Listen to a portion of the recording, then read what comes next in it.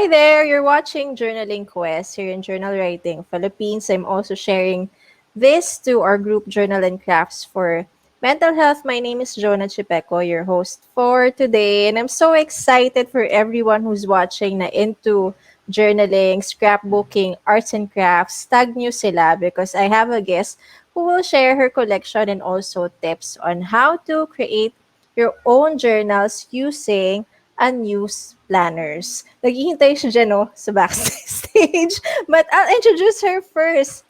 Si Kathy Kanino, or you can call her Kathy, is a veteran blogger who writes about parenting, food, beauty, and finance.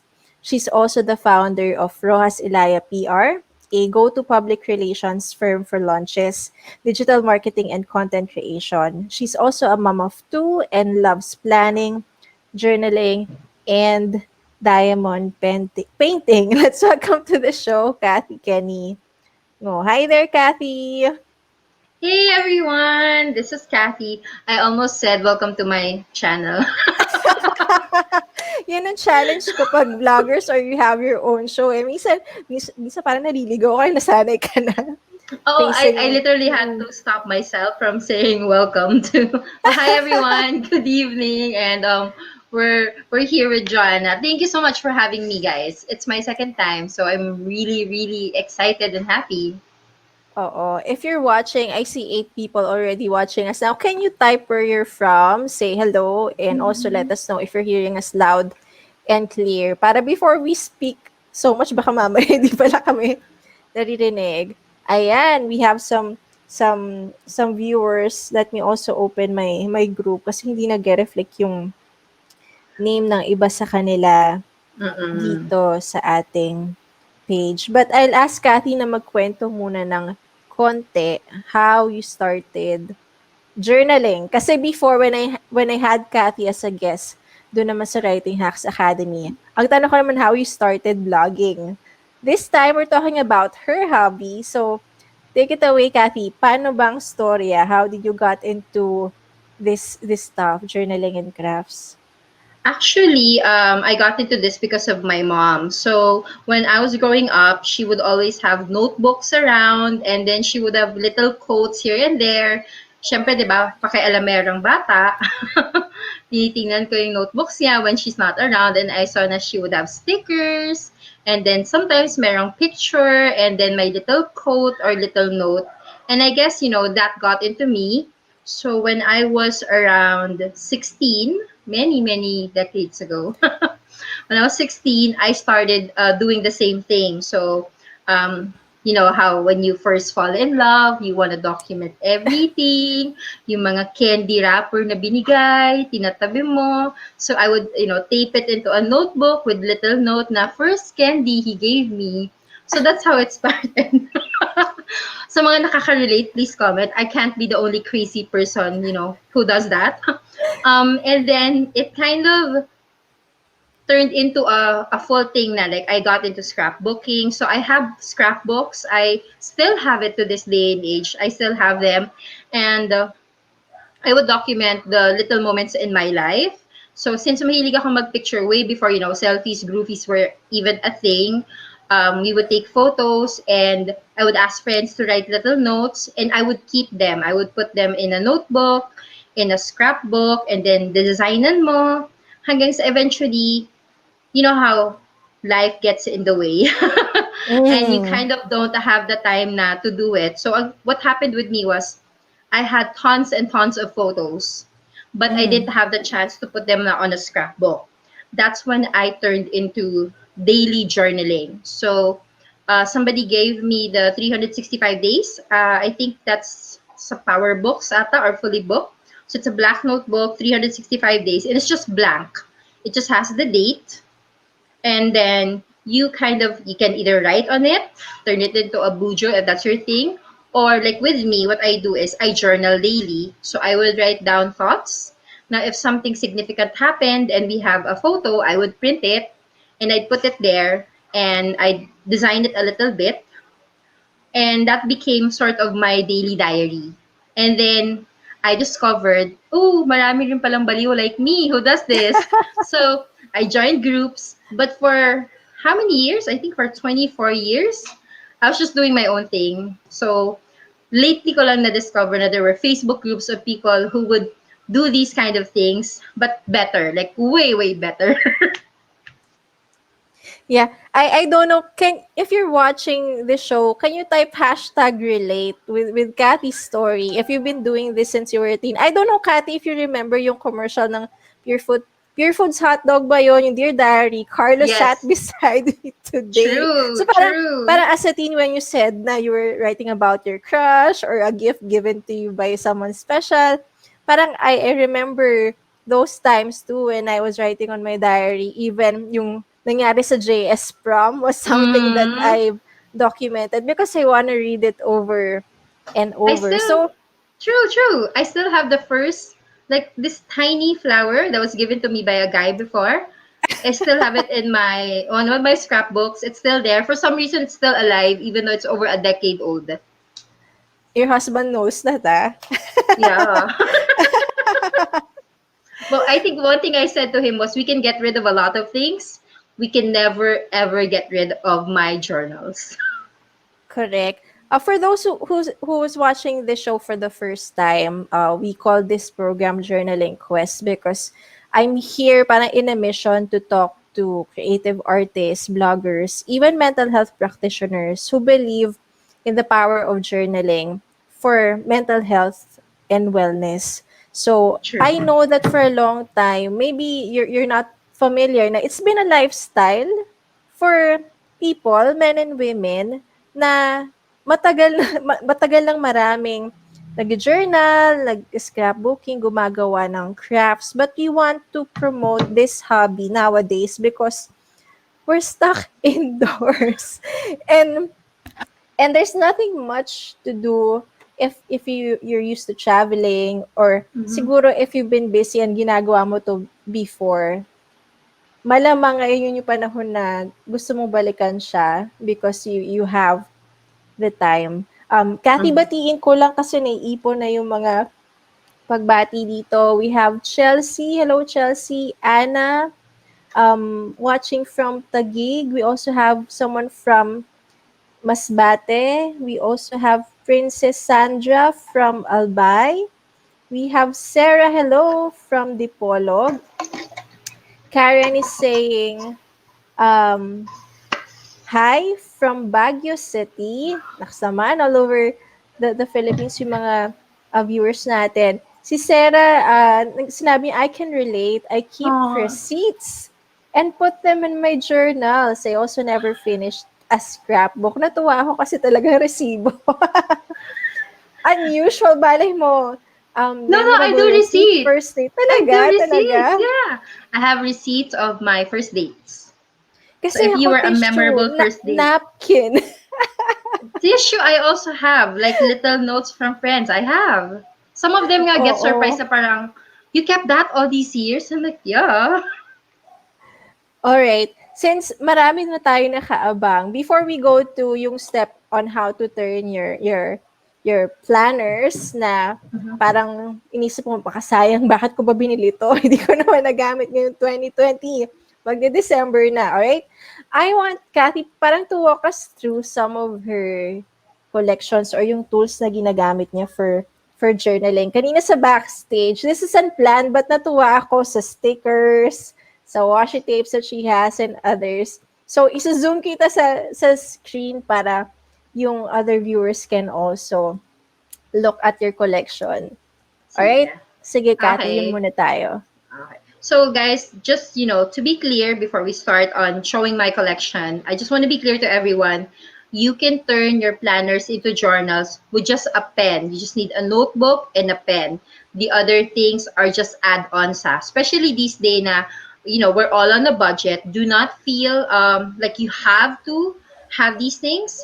You have to have what I'll show you. Hindi siya kailangan. It's an add-on. It's great to have, but if you can't have it, it should not stop you from journaling or turning your planners into journals to also help with your mental health. So I just want to be clear on that kasi some people parang, oh, I can't journal, I don't have washi tapes or stickers or this. You don't need. You just need a pen and you just need a notebook and yourself. That's it. Okay? So these things are just add-ons. Pampaganda lang siya. If you need to kind of beautify pa what you have, but your thoughts are already more than beautiful enough. Okay? All right. Thank you for that reminder. Yes, okay. So, as mentioned earlier, it's notebooks. Syempre, notebooks are very essential. I have several notebooks. So, here you guys can see, I have this. It's a notebook. This is actually a planner. As you can see, there are dates there. And you can also see na wala siyang sulat. And if you actually look closely, it says 2013. So, I'm one of those hoarders before na I would have so many planners, tapos hindi ko nasusulatan lahat kasi I'm guilty of getting like 8 planners in a year. Eh, hello, isa lang naman yung buhay ko, so I can't fill out 8 planners. But now that I've discovered journaling, I realized that you can repurpose the journal. So, the planners, there are 3 types if I remember correctly. So, this is what they call a lined planner. So, it's lines. There's a grid. You know how you have those matte papers na parang pure squares? So that's another one. There's also a version of that na dotted. So instead of squares, it's circles. And those are best for people who also love to doodle. So that's parang a sort of guide for them. They love that. Now for others naman, if you're really into hardcore journaling lang and kind of memory keeping, this kind is the best. So more it's blank lang. This one has cherry blossom designs lang because I love cherry blossoms. And this is from Starbucks Japan. So again, you don't need to get the fancy ones. It's just that I've really been doing this for so long. So I have a stock na at home. Okay? So the blank ones. So that's what you need, the journal lang. And then for the pens, any pen will do. But syempre, some of us want to be a little bit extra. You can also have this. So this is the Pigma Micron 05. So this is, yung tip niya, it's super fine. For me, it works because when I write using this, my handwriting becomes prettier. Let me know if that happens to you. If I use another pen, my handwriting becomes ugly, but there are certain pens that I use na for some reason my handwriting becomes prettier. Or if you like doodling and calligraphy on your journal, you can also have this Tombow Professional Dual Brush Pens, or this one, the Koi Coloring Brush Pen. And then we also have Tokyo Fine's Doodle Pens. So if you look at videos, you will see that there's a lot of them that uses this. But again, it's really more of how you just want to express yourself that matters. Now for the other things, It's good, Kathy, that you said na parang find the pen na where you feel na yung gawa mo looks beautiful. Kasi ganun din yung ginagawa ko. Um, ah, para it makes you feel na ano, 'di ba? Parang pro pro ka somehow, pero may true. effect yun na yung pen. So Kathy suggested yung brands, but if you explore on your own and then kung ano yung magustuhan mo, go for that. If you guys will have time, I'll do a separate blog post on my site, and I'll give you the what do you call that? The splurge versus save option. Mhm. So if you can afford to splurge, this is what you get. But if you want to save, this is what you get. So that you know, again, you don't feel the need to like spend a lot of money because you don't have to. Okay, being creative is all about using what you have. We have a comment here from a viewer. I use Pigma Micron 2, Tokyo Fines, and Tombow. If I use a pen that I don't like, my penmanship goes bad. Sobrang happy. Because I thought it was just me. Sa ko, ang arte ng kamay ko. What's happening here? But it really happens. Oo. Like, I use a different pen. Parang siyang kinahig ng manok. And then I use the Pigma. And I'm like, ooh, medyo calligraphy-ish na siya. We also Okay. have So, Vicky Marcy watching from Pateros. Hi, Vicky Mar. wow. Thank you. Hello All right. po. Ayun. And then the next one. So, ito, medyo nalula ng konti. Kanina si Jonah. So, these are, hopefully it doesn't fall. Washi tapes. Okay, so washi tapes. This is one of the downfalls, I guess, of journaling is you'll see a lot of this, and you'll feel the need to have all of it. And for me, if you can afford it, that's fine. But please, I'm advocating this. Do not let it just, be there. Just pretty to look at lang. Use it. I feel that, and I've said this before, I feel that it's a disservice to the artists and to the materials kapag ginagawa lang natin silang decoration. We should use them. We should utilize them. We should make them functional and pretty at the same time. Kasi eventually, this will break down if you just put it in a spot. Over time, masisira siya and then sayang, di ba? But if you use it, then it has served its purpose. Now, the next one that I have here is if you've been journaling for a time, I think you'll be familiar with Happy Planner. So I'm one of the victims. I have a lot of the Happy Planner notebooks. So this one, I feel like sulit naman because actually you get a lot when you buy a book. So it depends on the theme of your planner. So some people, they can use these kind of things, and then some people can't. So again, journaling is really finding what works for you, what doesn't work for you. So this one, it works for me, and it helps me be more organized when I'm doing my planner. And then the other one is stamps. So find out if stamps work for you. There are people who can't deal with stamps. There are some naman na who can. And then second to the last would be post-its. So medyo extra yung post-its natin. It's a coffee bean, coffee cup. It's a cat. And then we have post-its na may notes na mismo. So more of decorative post-its siya. There. And then yung pinaka-last na natawa kanina si Jonah is that I actually have stickers na ganito. So ayan, so it's Care Bears because such a fan of Care Bears. So I really hunted this down until I saw someone selling a pack and I was so happy.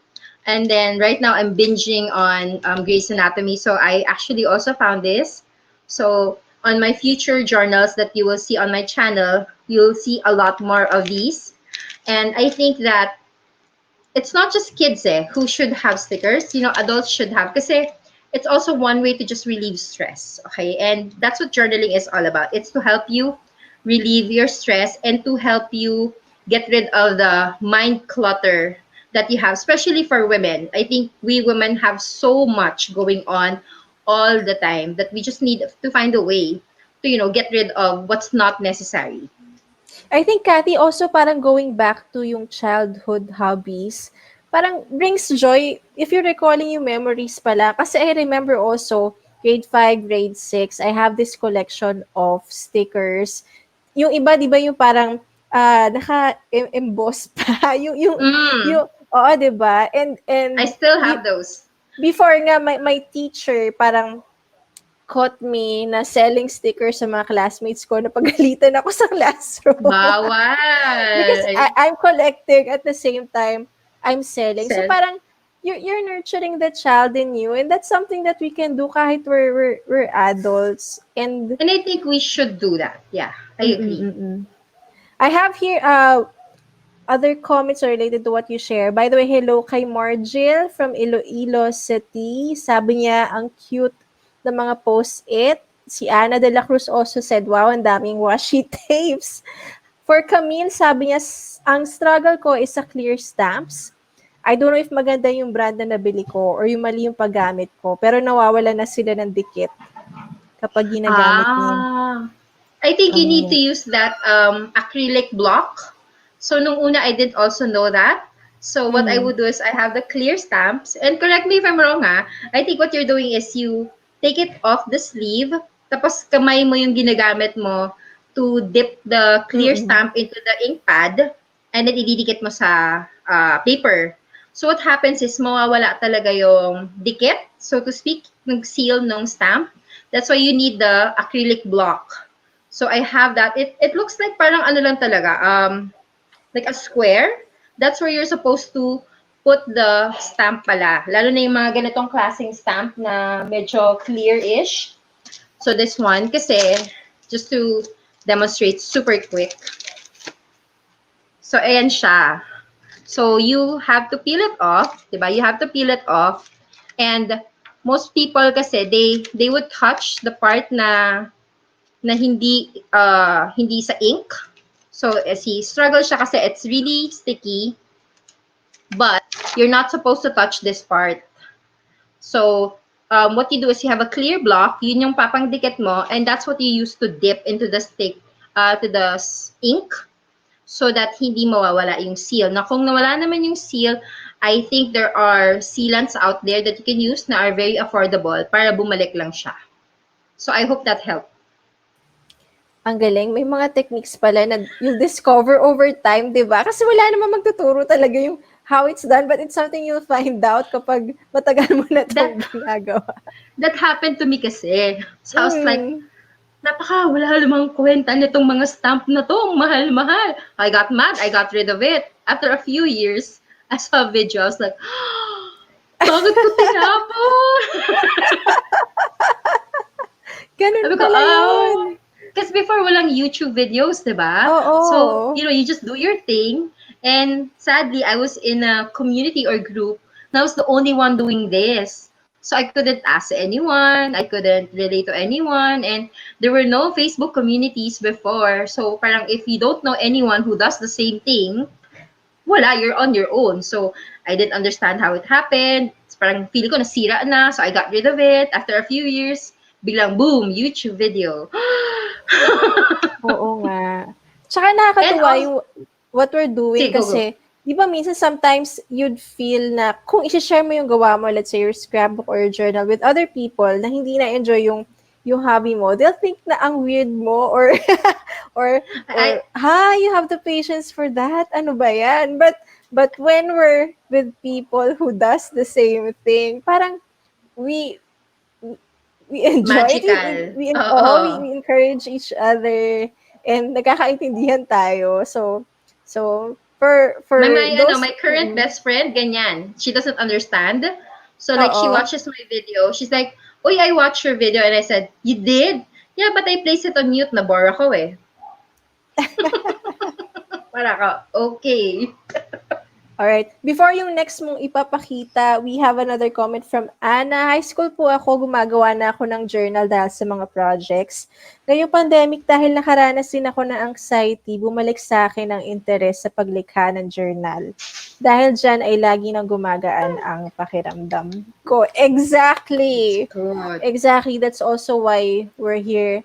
That's also why we're doing this. I created yung page na Journal Writing Philippines just this April because of the pandemic. So we just want to raise awareness and remind people that this is something that we can do. So thank you for sharing your story, Anna. And I hope na marami pang ma-inspire through the simple thing that we're doing, like what Kathy and I is sharing. Kaya i-share nyo itong video na to and ask them to join our group Journal and Crafts for mental health and follow Journal Writing Philippines. Alright? Ano Yeah. pang makikita natin dyan, Kathy? Or, Actually, I think I may have a sample here of a scrapbook before, which is also what you can do for your journals. So this is something that I've had for like over the years.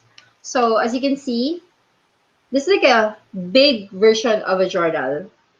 So, 'di ba? Makita mo, we have the tickets, we have the hotel thing. Ayan, resibo. 'Di ba someone mentioned resibo kanina? I have a receipt here. And I think this is 2016 pa siya na resibo. I still have it. It's here, 2016. And one of the things I want to share about journaling is sometimes when you're actually journaling, you don't realize how much na it's healing you. So one of the things that I realized na I've been taking for granted journaling is during this whole pandemic, it really didn't impact me so much because I would normally write everything down. And I've been doing this for so many years. But recently, I discovered nga na there were a lot of people impacted. And I would always recommend writing things down. And they would say, but I don't write things down. I said, exactly. So ngayon, you can't share to others your thoughts, your feelings kasi feeling mo, pagtatawanan ka, mamaliitin ka, get a notebook and just, do a thought dump and just freestyle. In college, we called it freestyle. Freestyle writing is when you write everything that goes on in your head. Like, kahit gaano ka walang connection sa isa't isa yung thoughts mo, just write it down. And that's something that you can do with your planners, is to make it your thought dump process, because it really frees up your mind. And I have journals like that. Let me show you my journal. So, sobrang We dami ko can ng gamit, guys. Hindi ko we siya can hanap. Wait also lang. show later, Kathy, yung how you turned na yung mga planners mo, Mm-hmm. kung ano nang ginawa mo sa kanila. Yep, I can do that. So, for that one, okay. So, this is a planner. I think everyone's familiar with this. So, you guys, I'm sure you've seen this Limelight in National Bookstore. So, syempre, end of the year, last year, we were all very positive that, life would give us so many things to do. We got a 366 days planner. Because this year is leap year. We had an extra day and you were all beyond excited. So, the other people, you would use this as a planner to do schedules. Ako, I made this into a journal. So, sana wala kang ipapakita na hindi dapat. Joke, guys. So, this is what I do. Diba, I mentioned earlier na if there was an event in a day that I thought was significant enough, I would print a photo and I would share it. So, ayan. So, the first few days of the year, there, I spent it with family. And you can see na it's really small things. Like ito, I made breakfast for them, but I felt na ito special kasi nobody died. Everyone did not have a stomach ache. So, super happy ko about that. And then, when I would receive little notes from brands, I would actually put it here. There you go. So, if you can see, I'm not one of those na super aesthetic. And you shouldn't have to, aspire to be super aesthetic or super ganda. You just have to do what works for you. So I have these things.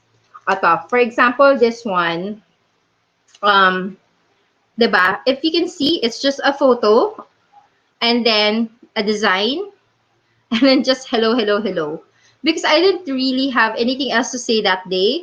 I had a great lunch with my family. We talked about a lot of things that I didn't naman feel the need to share. So I just placed that. And for me, that's enough reminder. Kasi you have to remember, you have to do this for yourself. It's not for anyone else. Now, see the cute post-its, the stickers. So it doesn't have to be elaborate. It does not have to be. Oh, this was a sad day. So our dog passed away after 15 years. Kaya meron siyang tribute dyan. And then yeah, ito, I was about to give birth.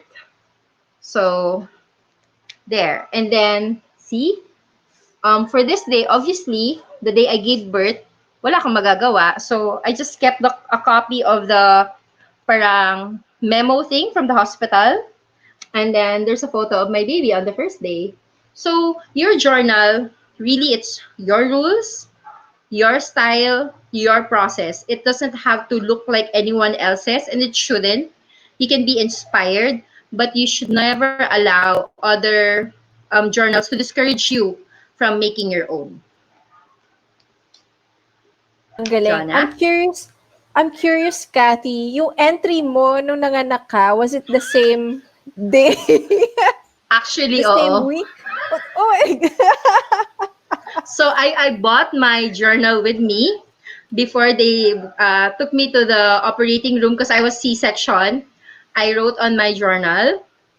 A few hours after I gave birth, 'di ba, pag C-section, they said, oh, you have to sit up na para mas mabilis yung healing process. So I also wrote and then dinikit ko na yon because I was so scared na baka mawala siya. So yes, it was the same day. All right. We have a question here from Eileen. Basahin ko maya-maya. But para I just noticed kasi for people who journals and parang do this as a hobby, it gives me an impression na disciplined sila because they're able to stick with a routine of either writing in the morning or at night how their day went. So do you consider yourself as someone na very disciplined, or when it comes to time management, very in control sa area na yon? No. No, my God, no. So, that's the beauty of journaling. Okay? That's the beauty of journaling versus, I think, like with Bujo, na talagang yun dapat daily. Mm-hmm. Journaling kasi, it's really more of creative process, more of memory keeping, more of your thoughts. And there are days that you don't have a single thought at all. Correct. 'Di ba? So, I So see for you, people. it's not a routine. Parang it's more of a creative outlet. It's not something that you have to do day in, day out. No, no. I have a journal which I am looking for because it miraculously disappeared. I have a journal where I try to write every day. So at the end of the day, I would take it out and I would write as much as possible. But there are days that, especially, sorry, you had a bad fight, you're not in a good mood, you just have a really lousy day. And I don't write or I forget to write about it. But the beauty of it kasi is I can go back the next day and remember what happened and write it down, or I could just really skip it and that's okay. So with journaling, there are really no hard and fast rules. There's a guide that you can follow, but if you don't get to follow it, you don't need to beat yourself up na, I missed one day, wala na, sira na yung buong planner ko, or sira na yung, because there are people like that. I've seen people na, I have this really ugly page, I ripped it out, ayoko na. And then parang next year na sila ulit. So parang, it's like life eh. I compare it to life. There will be bad days. It doesn't mean it's a bad life. The worst, you can have bad months. Like, kumaga talagang Mm. tinetest ka, you have bad months. But it's still not a bad life. As long as you're breathing, there's hope, you'll recover, and it's really up to you. So same with journaling, there will be days or weeks or even months na Or pwedeng even you just can't write. And it's okay. But then you can always go back to it. 'Di ba? That's the ano eh. But for me, I think one of the things is I kept reading before yung meme na parang pinaka wasteful thing that I got for 2020 was a planner. And I'm like, no, because the planner can be used in so many different ways. So it's not just to plan things. This year, we can't really plan anything because we're stuck at home, right? But we can be grateful for things. We can be reminded of things that we like, things that we hate, things that are deal breakers for us. We can be reminded of memories, and your planner is it's up to you what you want to do with it. Ako, if I don't have anything to write for that day kasi wala talaga nangyari. I woke up, I took care of the baby, I did a few work, um, huminga ako, kumain ako, and then I'm about to sleep again. So parang nothing really outstanding. Sometimes I just write, thank you for this day. Kasi at least buhay ako, I'm healthy, everyone's safe, we have another day to make it awesome. But it's okay that there are days like that. Or what I do is, one time I listed down everything that I ate for that day. Tapos namangha ako, nakulang yung one page. So, there are a lot of things that you can do with your planner, and it's really up to you. But ako, for me, I think the biggest thing that we can do to really help us, especially this year, is to just write the things that you might be grateful for, or to write down all the negativity that's in your head, put it down on paper, and then forget about it. That's to kind of maximize the planners that you have, or the notebooks that you have, or the journals that you have, since there's no definitive plan that you can make this year. all right. Eileen is asking, my 11-year-old daughter is into Wow. Bujo and collage journaling. Her name is AJ. Yan. She will let her watch this show later when she gets home. Yan. She's taking a lot of time doing a spread, minsan 2 or more days. Anong tips mo? Like for Actually, kids, for teens who wanna try this out. ako, Miss Eileen, let her be. If she's, the creative type that takes 2 or more days, as long as she still loves what she's doing, ah. But if she's getting frustrated, she's getting discouraged because it takes her a long time, then I would suggest looking for YouTube channels where they do mga simpler spreads. Since, she's only 11, she's still discovering the style that works for her, and she's very impressionable. So maybe right now she might be imbibing someone na very advanced na yung technique. Syempre mahihirapan siya. And as you know, as good as it is that she's trying to go for gold, right now, baka it's best to, go for the bronze lang muna, or just finish a layout lang. And then help her, as you know, as the mom, help her look for other channels na mas fit sa age niya, yung styles, like there are doodles for kids, para hindi naman siya parang laging 2 or more days para lang mag-layout. Kasi remind her that it should be something that she enjoys. So unless she totally enjoys, doing one spread for 3 days or more, then guide her. So right now you're in the right position to show her other channels na mas simple yung mga doodling nila. Baka kasi pinapanood niya mga sobrang advanced na which is not age appropriate. Tapos madi-discourage siya. Sayang naman. If she's into collage journaling, it means she's very artistic and she Mm-mm. has a sense of aesthetics. So encourage it, but guide mo siya na wag masyadong advanced. Kasi I think what she may be doing may be too advanced for her, and tell her na it's okay to get better and better. That's what it's for. Kasi diba, if ngayon pa lang, parang Picasso levels na siya, ano na gagawin niya next month, diba? So, tell her na it's okay to just keep learning, to make mistakes. Just, always encourage her that it's okay to make mistakes. It means that she's trying, and that's what matters, that she tries and that she's doing something to be more creative and to, kumbaga, put down her thoughts into paper. Alright, but are there occasions na before you move on to the next spread, kailangan mo bang matapos yung first spread? I think hindi naman, no, you can always go back to it and add something. Yes, yes. It's ano for example, for this one, so yeah, I'll be very transparent with you guys. Oo.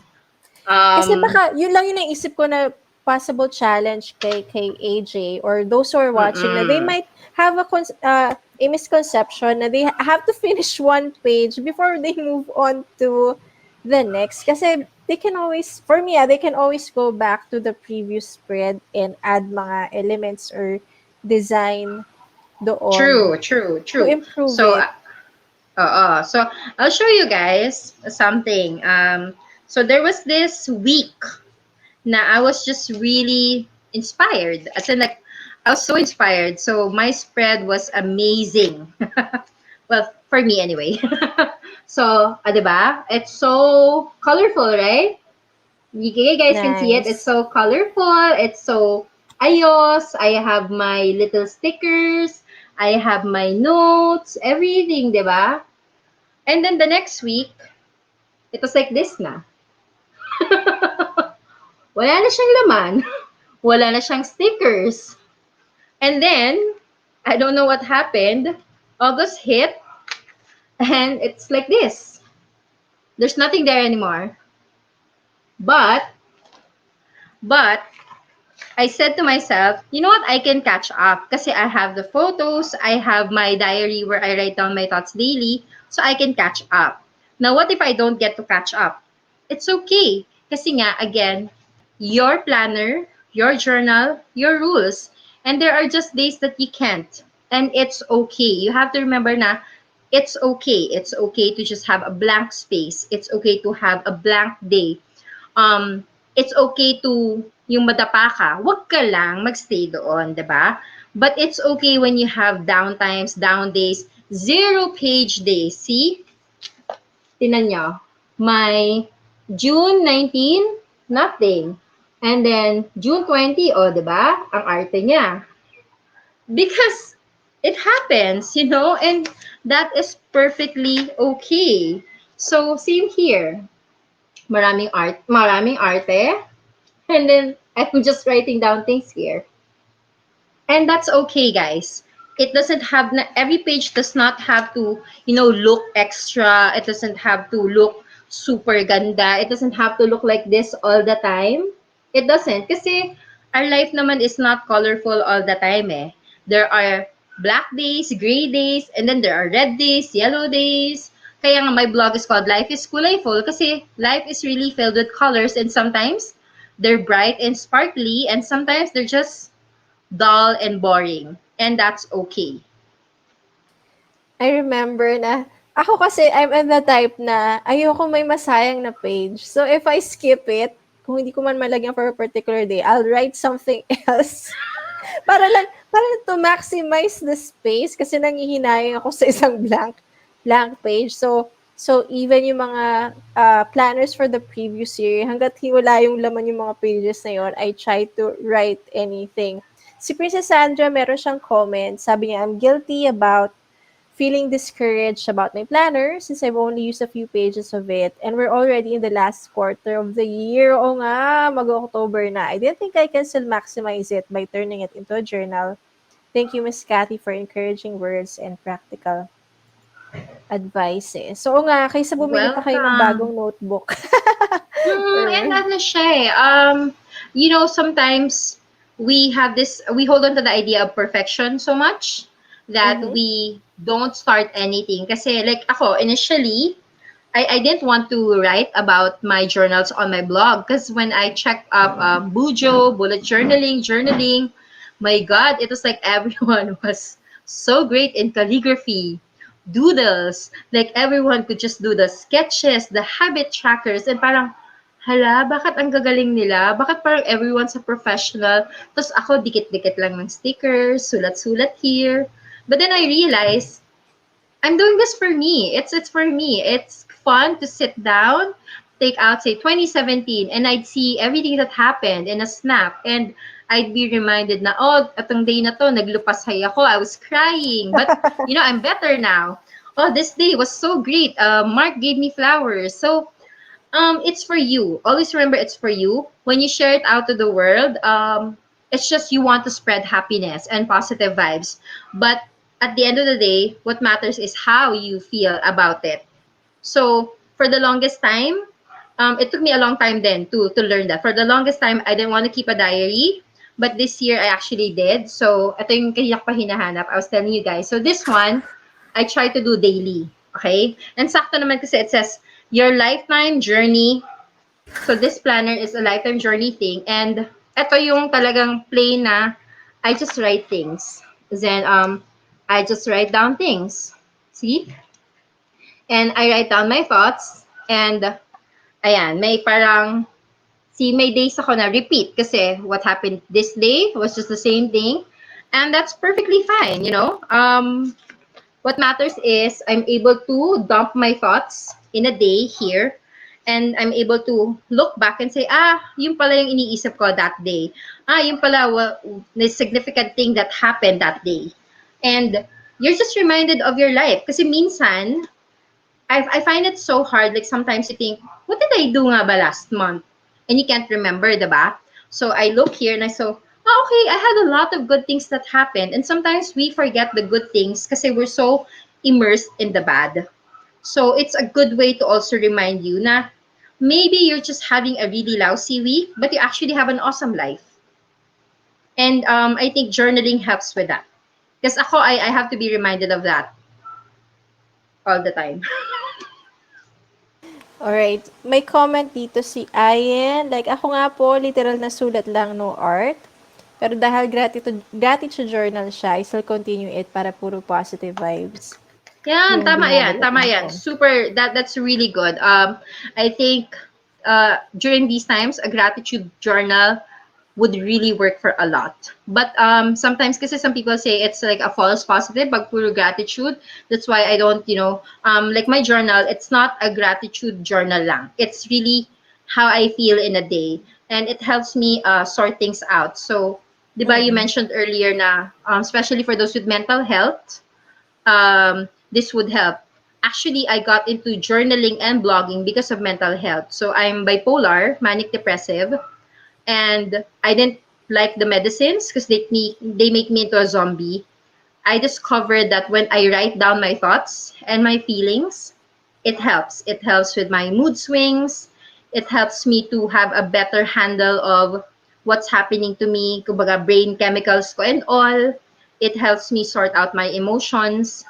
So the people that I talk to who are experiencing the same, or like yesterday, I spoke with a friend who was a recovering COVID positive, and I just said, when you can't talk to anyone, if you feel uncomfortable telling anyone your thoughts, write it down. And then if you feel uncomfortable, write on paper. Afterwards, throw it away. But just write things down. And then he said, "Na, how will that work?" I said, "It works for me. It's worked for a lot of people. Try it out. It might work for you. It might not work for you. But if it works for you, and kasi ano siya yung parang medyo pa strong effect na tao. Mm-hmm. So if you feel uncomfortable telling someone that, hey, I need help, write down your thoughts. And it really does help. For me, it worked better than any doctor or any medicine has.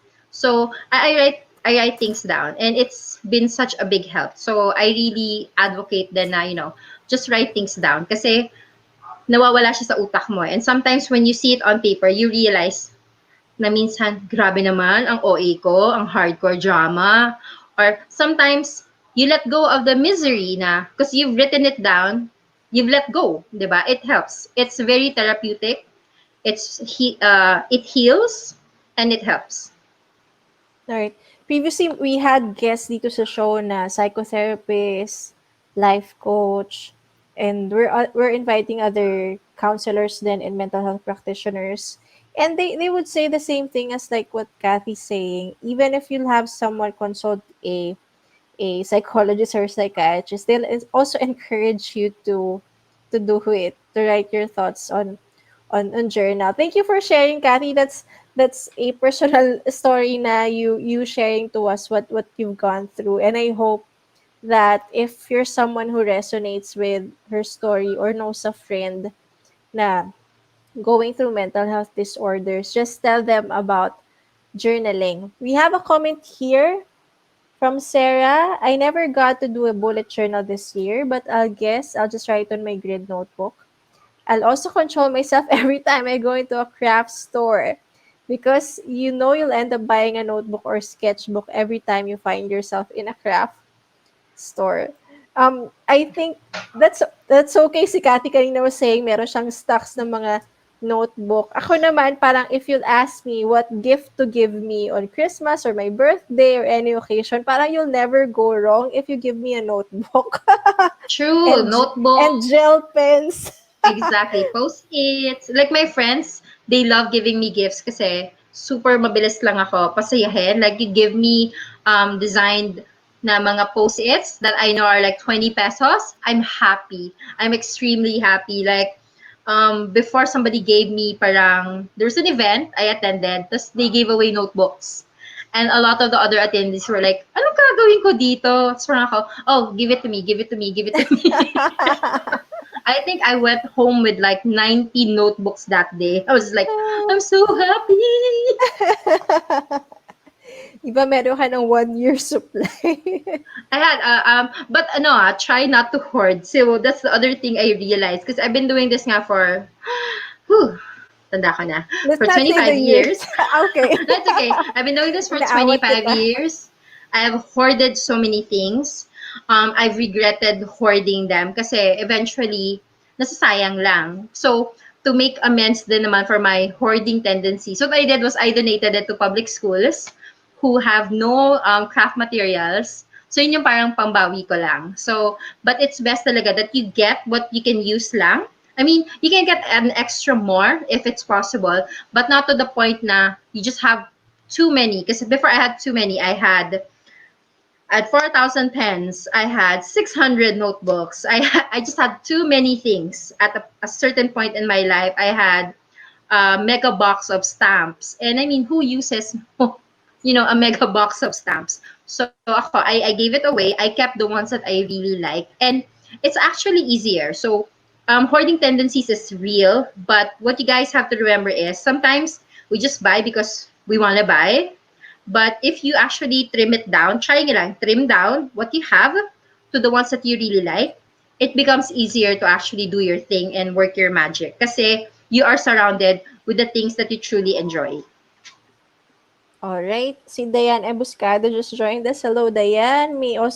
may comment din tayo kay Margil, kapag libre, syempre happy tayo. So true, Yun. so true. All right.